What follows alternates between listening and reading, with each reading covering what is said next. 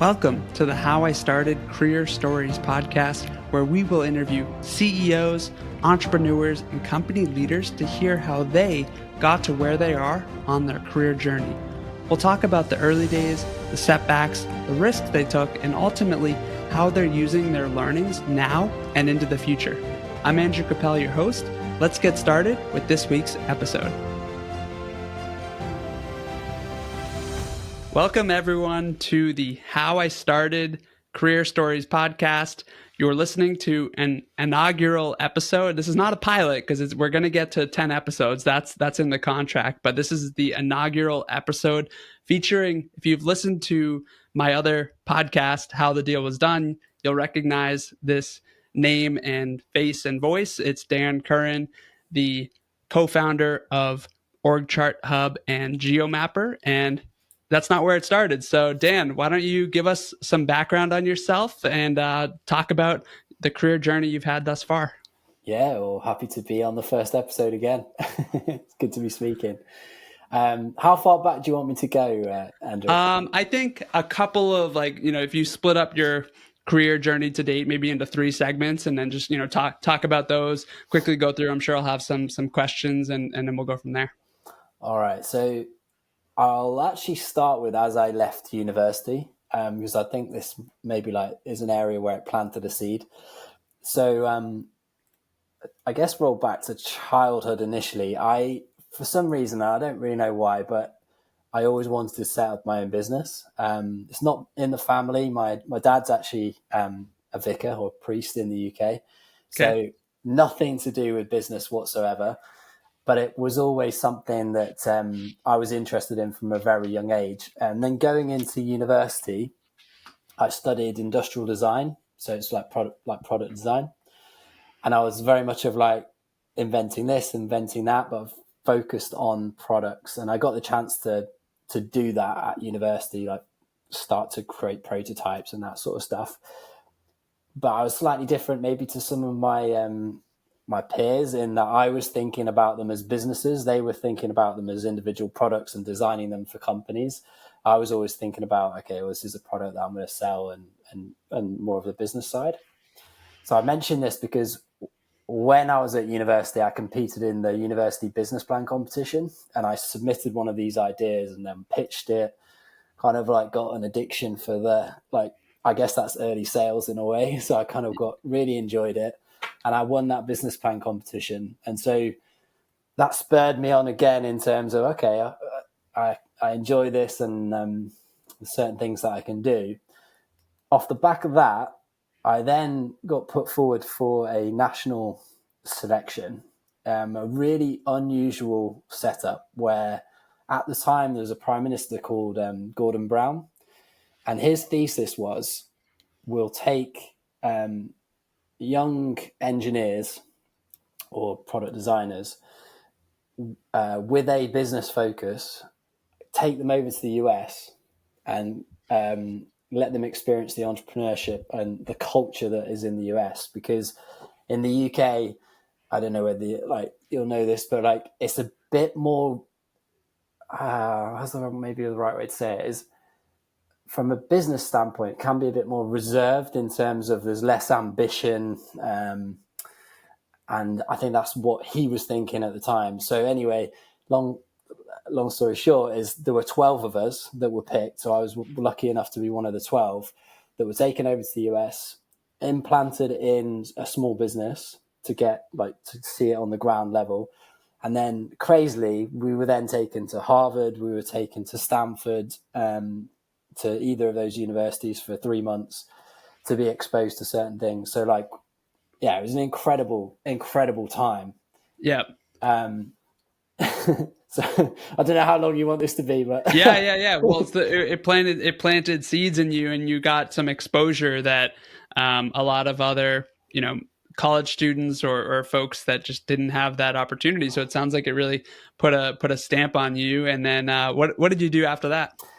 Yeah, well, I guess that trip did 2 things really. One was exposed me to the American culture, as in I spent time in in California, in Boston, and also in Kansas, of all places. Okay. So it gave us, it was a kind of interesting perspective. Like as a UK citizen, you see a lot of American TV and all the rest of it, but it's very glamorized New York and LA, and then the flyover, right? yeah. And then but when you go and live there, and you get a bit of the reality and what people are really like, and you get an understanding for the culture. So that I think that has actually helped me for a long period of time in certain times in my career. And then the other part was like just the bug for trying to set something up. So their goal was to send all 12 back in the hopes that they set up their own businesses. Now, reality is, I was 21 at the time, and most of the people there were like between 21 and 30. Is now, when I look back on it, I'm like, that is ambitious that all 12 at 21, 22 are going to be successful at that point. And it was a case of like, we came back and there actually wasn't a lot of support once we got back. Right. So this was the next part of my career. Reality hit when I was living with my mum and dad, and my dad's dad and mum were going, so yeah, this business that you're trying to set up, where's it at now? Yeah. And so after 3 months, 4 months, I'm like, okay, I'm going to have to go and get a job. And and I find it's funny to talk about this because I know this is a big brand in the US. So Enterprise Rent-A-Car was not a big brand in the UK at the time. But one of my friends had just signed up, like started to work with them. And I was like, what? I didn't know what I was going to do. And he said, well, why don't you just go for an interview, see what it's like. Went for an interview and got offered the job. And in my head, I'm like, okay, I'm just going to do this for a period of time to try and figure out what I'm going to do next. Anyway, 7 years later, I'm still at that company. And Enterprise is not a company a lot of people know about, but it is a phenomenal business. And I learned an awful lot over that time scale. It's a pretty unusual business. Maybe more people understand it in the US, but the rest of the parts of the world, it's pretty unusual. Do you want me to maybe go into a bit of detail? Just a quick recap or like a business breakdown of how that business model at a high level worked, because it sounds like it was interesting. And you were there for 7 years, Dan, which is a long time for an entrepreneurial type person. So yeah, like just talk a little bit more about that, and then we'll transition to tech. Yeah, so family-owned business, still a family-owned business. Warren Buffett tried to invest in them years ago because he recognized it was such an incredible business. And I think he keeps saying like every now and then, like that's the one business he missed out on. Wow. So yes, the Taylor family that own it. I mean, they must be incredibly wealthy at this point, like outrageously wealthy. I'm not sure what the value is, but anyway, the remarkable thing about this business is everybody that joins, at least when I like from, I'm not sure about now, but certainly when they set up to when I joined and maybe 10 years after that, you all start at the same level. So you all start in the branch at the very lowest rung. And then they have like milestones that you need to hit, and then you can apply for the next role.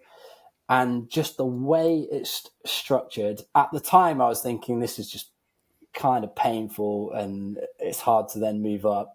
Yeah. Now looking back on it, I'm like, wow, what an incredible way they've set up that business. Everybody has to prove themselves. No one's coming in from outside of the business to serp you, and you know who you're competing with. And really from a cultural standpoint, there's a lot of pros in terms of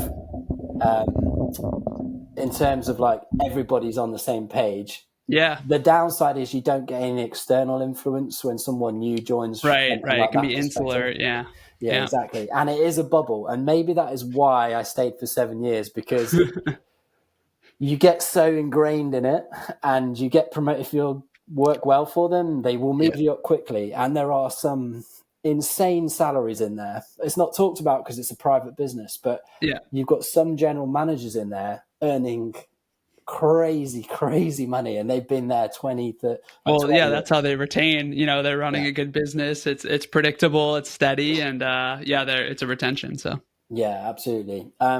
Anyway, during that whole period, I was still doing stuff on the side to try and become.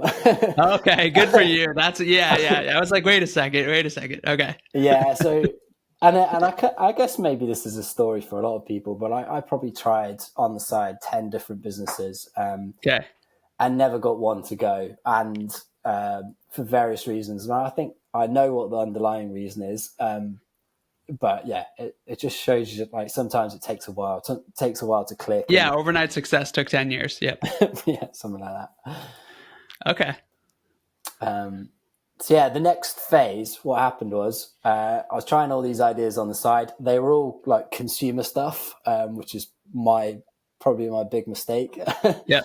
In that my experience was You B2B. learned from your experience. Foreshadowing. Yeah, exactly. And my experience was B2B. I was doing B2B sales Yep. for enterprise, but in the last like 5 years of my time there. And eventually a friend of mine came to me who I knew from university, so like network from all the way back from what I was studying, and said he is just started up a software company with somebody else. They're looking for their first sales hire. Would I be interested? And I was like, okay, if I don't get out of this company now, then it's going to get even harder. And I need this experience. I need to see what a business looks like from almost day one, and then Right. learn that journey. So that was my next big phase, was joining the company. Was called Accrue, and I joined that company as their first sales hire, and that was back in 2014.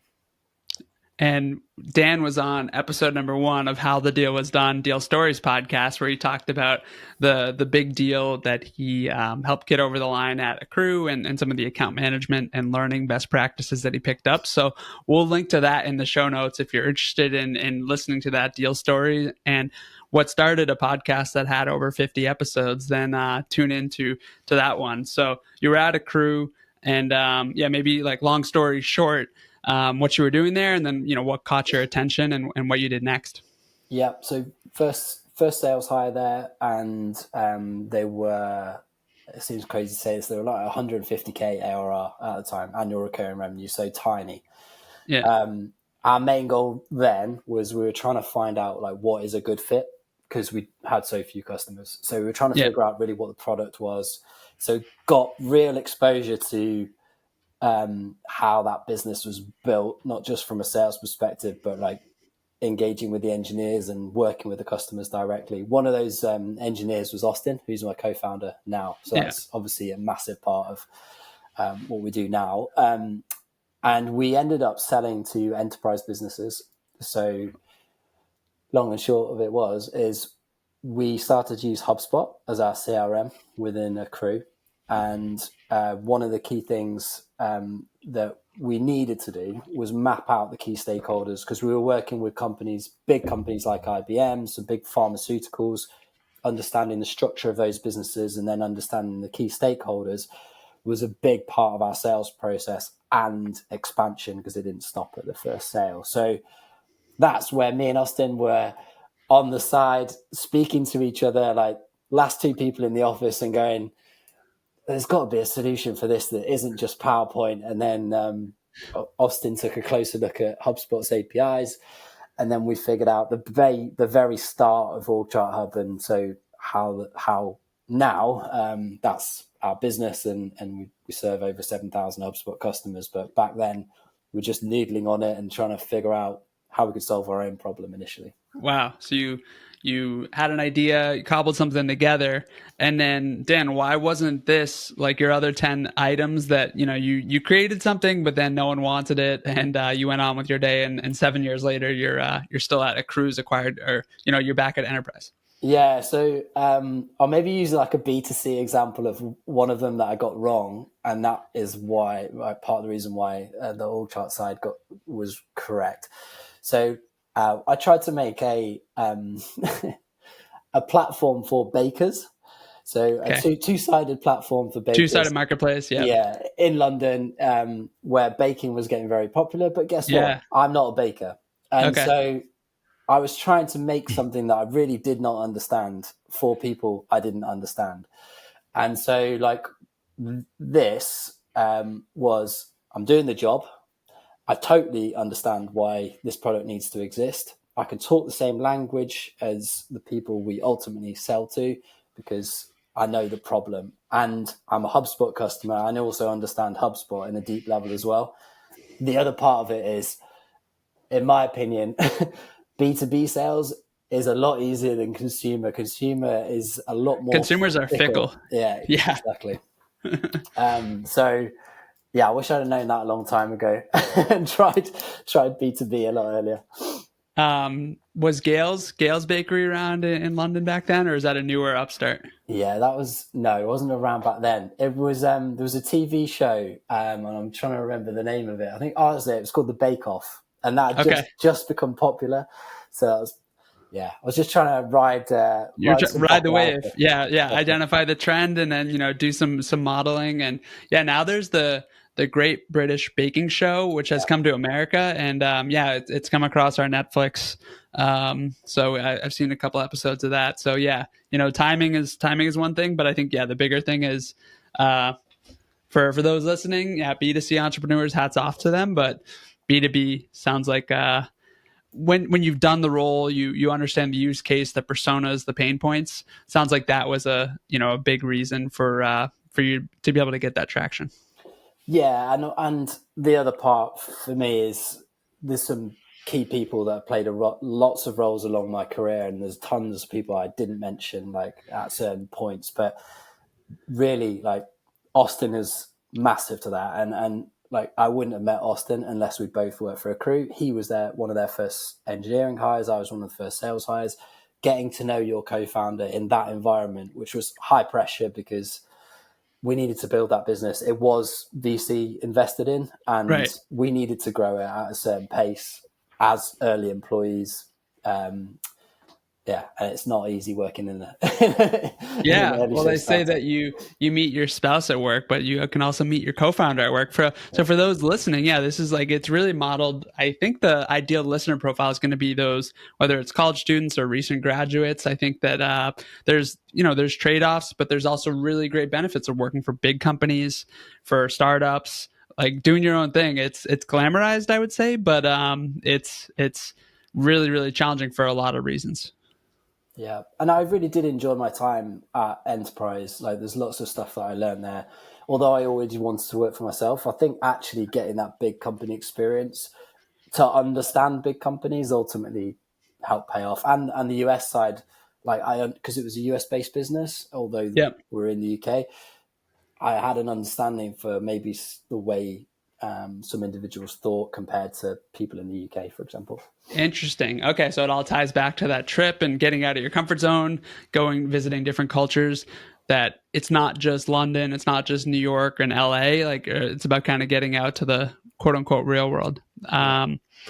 Nice. And so it's not just OrgChart that you have. So maybe just a quick snippet on, what else you've done and what you've been up to over the last few years. And then we'll close it out with what you're excited about for 2025. Yeah. So I guess the key transition from a crew to OrgChart Hub is it was a side project. Me and Austin worked on it from the side, and then we went full time in 2019. So I guess, we're slightly different in that we didn't fund it. Was when we get VC funding, we bootstrapped it, waited to the right point, and stepped over. And I don't think that's talked about that much in terms of running a side hustle and then making that leap. The thing that you have to, like we experienced, is you have to be incredibly patient. Like, it's the customers that are building that business, and we have to be very patient. So anyway, we went full time in 2019 with OrgChart Hub as our one application, and that became pretty popular within HubSpot quite quickly. We had our second idea, which was GeoMapper, which helps you map on a map your customers and prospects, where they sit in the world, and helps you with business trips, helps you with marketing, like targeting certain areas. That was also a pain point we had in the last business. So we knew that it would probably resonate. And fortunately for us, they both resonate at a similar scale. So GeoMapper is up to 7,000 HubSpot customers as well. So sometimes there's a slight overlap, but actually they tend to be different sets of customers. Yeah.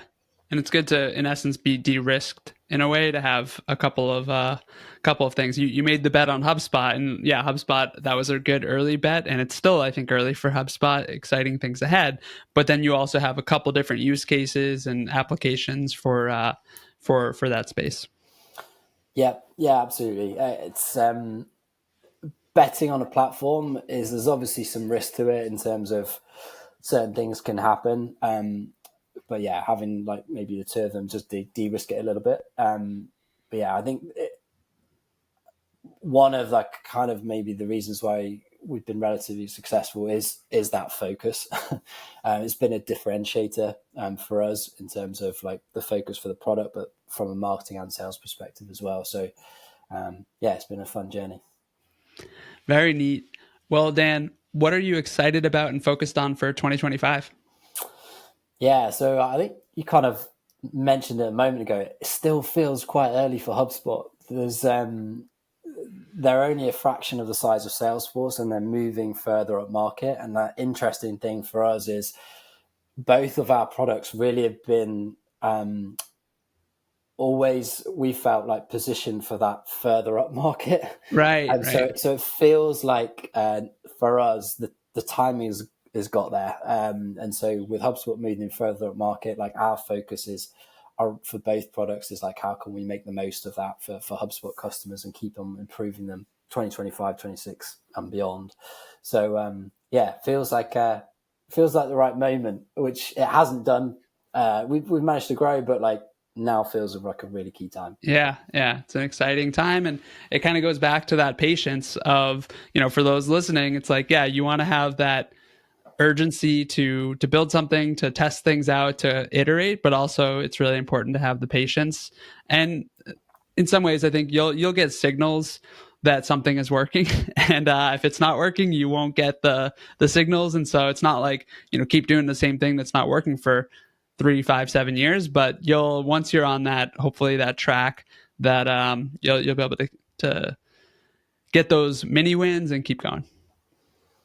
Yeah, definitely. I mean, the what's working piece, the journey in a crew was really helpful because we were trying to find product market fit for a good year, which is painful as a sales rep because there is no clear direction just yet. We had a ton of different conversations, and you could tell when something resonated and when it wasn't quite right. And so that was a super helpful like part of my career to learn. And then going forward, you're like, okay, we know when we've got it because you're hearing certain things back from customers, and you know when you don't have it because you're not hearing the right things back. That's great. That's a good way to good lesson or learning to wrap up with. So Dan, where can folks find more if they're interested in following along your journey and your apps and all that? Yeah, probably LinkedIn is probably the best place. I post relatively regularly on there, and yeah, it's probably the best place to find me. All right, we will put your LinkedIn and OrgChart Hub in the show notes, and GeoMapper. Thanks very much, Andrew. All right, take care. Thank you for listening to today's episode. If you like the podcast, please subscribe and also share it out on LinkedIn or with friends, colleagues, or classmates who might like the show as well. You can also get the newsletter at leaderlev.com/podcast. You can find that also in the show notes.